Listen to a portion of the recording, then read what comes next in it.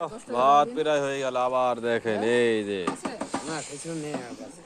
রান্না চলিচ্ছে, আগুন জ্বলিচ্ছে আর ভাত হইছে। কি বলছেন বড় ভাই? আপনারই দেখা চাই। হাইবুল কি বলতে শোনো। হাবিবুর বিশিষ্ট মাংস ব্যবসায়ী, আপনার মাংস ক কেজি দিলেন?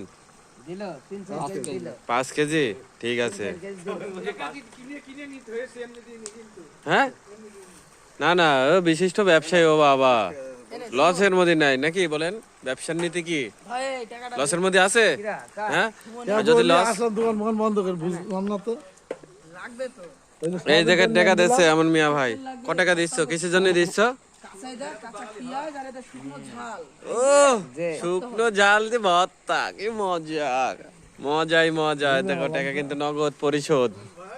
সুমন, তুমি কি বলছো বলো? পরিশোধ আবার সরষের তেল আনতে পাঠাবো। আবার সর্ষের তেল, বারবার বারবার খেসরি হয়ে গিয়েছে গো। কি মজা টেস্ট ভাই। ভাই হ্যাঁ কেমন করে খাবো বল দিনে? ওনা খেসের পূজা যাচ্ছে তাহলে এখন রাত কটা বাজে জানিস?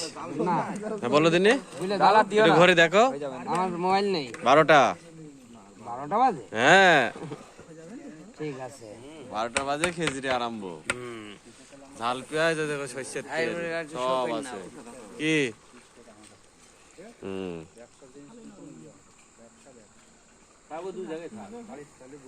প্রায় হওয়া মুখী। খুব শিগগিরই খুব শীঘ্রই আমরা খেয়ে ফেলবো। বুঝলো ভাই, কমনে যায় খেসরি খাই।